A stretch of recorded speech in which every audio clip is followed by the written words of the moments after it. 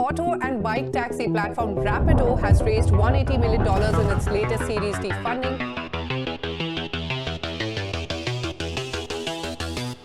With approximately 200 million two-wheelers on the road, India is by far the largest market globally for motorcycles and scooters. Uber, the ride-hailing company, has lost $2.8 billion last year. Bike taxi service Rapido, they've survived ambush by both Ola and Uber and seem to be thriving.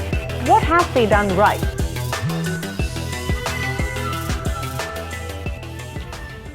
Hi everybody, if you want to beat $1 billion company, then this episode is for you.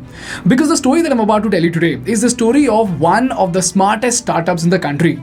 The story that I'm about to tell you today is the story of a small company called Rapido that managed to break into the powerful duopoly market of Ola and Uber. And while a dozen bike taxi companies emerged and perished, while even Ola and Uber backed down after failing in this segment, Rapido today stands as a dominating force in the exact same segment. This segment that I'm talking about is the bike taxi segment, and today Rapido is doing so well that they do 4 lakh rides a day, have over 60,000 active riders, and have an app download from 25 million customers. The question is, how did Rapido manage to break into the big league of Ola and Uber? While all other bike taxi companies failed, what was their strategy that enabled them to crack this non-existent market of India? And most importantly, as students of business, what are the business lessons that we need to learn from the rapid rise of Rapido? This video is brought to you by Golden Pie, but more on this at the end of the video. This is a story that dates way back to 2015. During this time, Ola and Uber had already established themselves, the Geo wave had almost arrived, and every other company was jumping into the cab market of India. This is when the Rapido founders identified 3 important gaps in the market. The first gap that they found was the lack of a ride-sharing service at the low-ticket segment. So while Ola and Uber were great for cab services, the normal cost of the ride ranges between 200 to 400 rupees. And the only ride-sharing service below this range were rickshaws. And if you look at the per capita income of India, it's just 91,481 rupees a year, which is around 7,623 rupees a month. So obviously, only a minuscule minority of the Indian population could afford cab rides at 200 to 400 rupees. In fact, even before the pandemic broke out, if you look at the growth of Ola and Uber in India, the growth actually slowed down drastically to just 4.5%, and the rides per day peaked at 3.65 million rides. This clearly stated that there was and still is a huge demand for 200 and below ticket size segment. The second gap that they identified was the huge market of two-wheelers in India, which were very underutilized. According to the insights from an early investor at Rapido, there are 220 million bike owners in India, and 20% of them are either unemployed, part-time workers, or students. And the average bike utilization in a day is just about 18%. More importantly, the rear seats of 80% of the bikes on roads are vacant. And lastly, the public transportation in India is very slow and does not cover the most important locations as extensively or frequently as needed. Add that up with the misery of traffic, whether that is Ola, Uber, buses or rickshaws, you will end up wasting a lot of your time and sometimes even hours. But when it comes to two-wheelers, we all know how we are experts in using our two-wheelers to navigate through both traffic and traffic rules. And this is where, ladies and gentlemen, Rapido came in. Now, if you remember from our Ola case study, the business strategy of these type of companies is quite simple and straightforward. The first phase that these companies roll out is the cash drain phase, wherein a company spends a ton of money to acquire the stakeholders for both demand and supply. In case of Ola, they gave us, the customers, insane discounts and ultra cheap rides to download the app. And on the other side, the drivers were given very lucrative incentives, because of which both the customers and drivers were super happy. So in this phase, we got cheap rides at our doorstep, and the drivers made 50 to 60,000 rupees per month driving Ola cabs. And then in the second and the third phase, while the incentives of the cab drivers went down, the cost of the customers started increasing. But in this process, these companies incurred hundreds of crores of losses every single quarter. And this is where the biggest problem in this model comes in, whereby the drivers fully commit to Ola during the cash drain phase, they take up a loan for buying new vehicles, And for the next 5 years, they are tied with the vehicle and Ola for their primary source of income. And it's quite understandable because if you're a blue collar worker who's making 20,000 rupees a month, when you see your driver friends make 60 to 80,000 rupees a month, it's big enough an incentive to motivate you to leave your job, take a loan and become an Ola driver. But the catch over here is that with time, these incentives started fading away. But the driver's liabilities of the car, which are loans and maintenance, those stayed. So while an Ola driver's revenue steadily dropped from 80,000 to 70,000 to 60,000, they still had to pay 15,000 rupees installment for the car loans. They still have to incur the RTO passing cost, which costs around 40,000 rupees a year. And then they have to pay around 6,000 rupees for bi-monthly maintenance. And eventually they end up making only 30 to 35,000 rupees in profits per month. And this brought three major problems to the market. First of all, when you give extremely lucrative incentives, a lot of drivers jump on board, so the amount of cash drain automatically goes up. Secondly, with the inflation and rising expenses, the expectation of the drivers is that their incomes will keep on increasing with time. But with both Ola and Uber, it has been decreasing with time. And soon enough, they started to feel the pinch.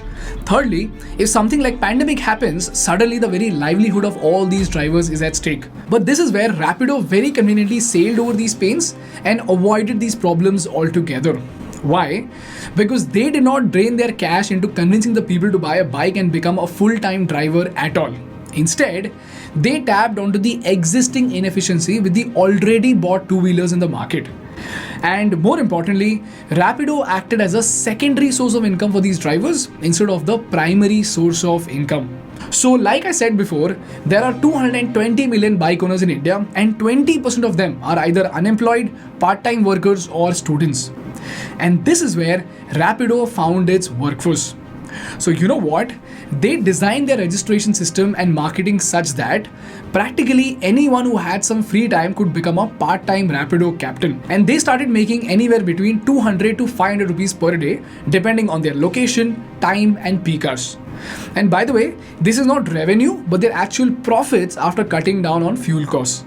And all these factors together gave Rapido three major superpowers. First of all, even if the Rapido captain does this full time, the risk in comparison to Ola and Uber is extremely low. So a huge number of captains jumped on board. Why? Because the two-wheelers have very low maintenance cost and very high mileage. Secondly, for the part-timers like the students or the unemployed, 200 to 500 rupees in a day is an absolute blessing with such low barrier to entry. So you see, while an Ola driver has to feed his family and came with an inspiration to make 30 to 50,000 rupees a month, the Rapido captains by default sign up with the expectation of monetizing their spare time.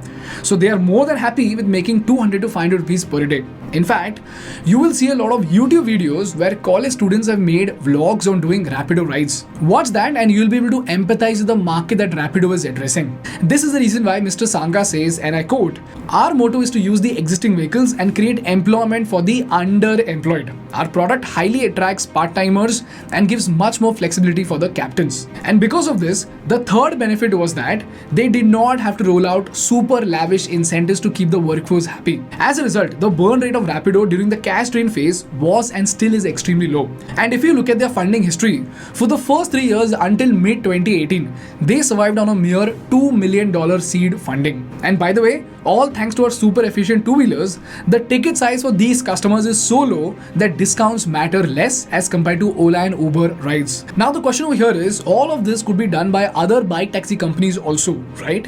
So why is it that other companies and even giant companies like Ola and Uber couldn't crack the market and Rapido did?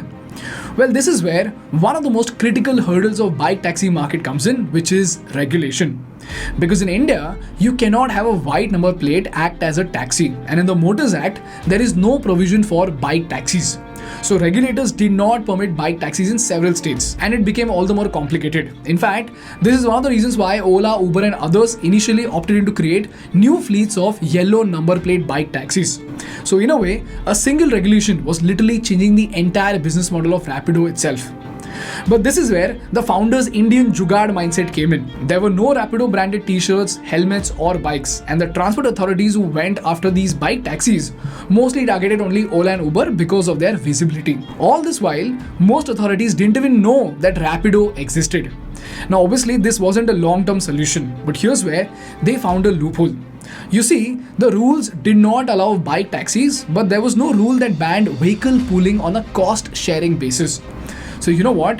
Rapido positioned themselves as bike pooling services. And while operating under this positioning, Rapido and its investors went to the Ministry of Road Transport and Highways and pressed for legalizing the use of private bike taxi services. Eventually, the committee was convinced and it recommended the states to promote bike taxis. Now, even though many other states are still against this concept, the regulatory heat has dissipated over the years and Rapido's daily rides have kept on increasing. And today, it has over 25 million customers, has 60,000 riders, and now it aims to serve over 50 million customers by the end of this year. It does close to 20 million orders per month, and there are 5% women riders and nearly 20% women customers today. As of now, bike taxi is its core category, but they're also venturing into autos and delivery. This is how Rapido, being a small company, broke into the duopoly market of Ola and Uber and avoided their mistakes to become a pioneer in the bike taxi segment of India. Now the question over here is, with all this story, what are the lessons that we need to learn from the rise of this wonderful, efficient company? Well, before we move on to that, I want to thank our partners of this episode, and that is Golden Pie. People, all the stock market investors, after having enjoyed their bull run, are now starting to face the brunt of the market. Inflation has crossed 7% and banks are eating away your money with low returns from fixed deposits, which barely give out 5 to 6%. During uncertain times like these, you need to play it smart and need to diversify a portfolio in fixed income instruments like bonds. This way, even if the stock market goes down, even when the world economy is in recession, your portfolio can provide you with a stable return. Bonds can give you a fixed return of up to 11% as the interest payout happens in regular basis. So investing in bonds will give you an additional stable cash flow. Previously, only the HNIs had the privilege to invest in such high quality bonds, but now Golden Pie is making these bonds accessible to retail investors like you and me through user-friendly platforms. Golden Pie is backed by Zerodha and has partnered with Axis Direct, IIFL Securities, Bajaj Financial Securities Limited, 5paisa and many other leading brokers. And it acts as a transparent marketplace with the largest range of bonds of all reputed institutions such as NBFCs, banks, PSUs, corporates, etc. The best part is that the minimum investment is just 10,000 rupees in case of NCD IPOs. And currently, the India Bulls Housing Finance and Ugro Capital IPOs are live.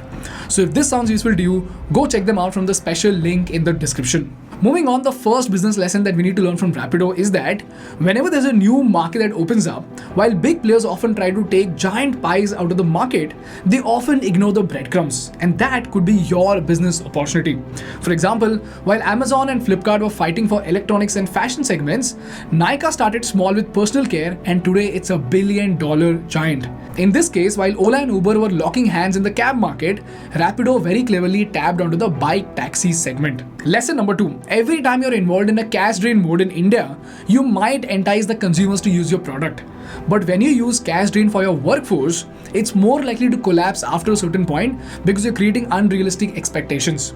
So as much as incentives are necessary, it's very important to not create unrealistic expectations. In this case, we clearly saw how Rapido is very careful with cash, while Ola and Uber promise the moon to the drivers. And lastly, I as an entrepreneur love the fact that these Rapido guys first operated under the radar, got proof of concept, proved it to the investors that this market deserves investment, and then went on to scale their business.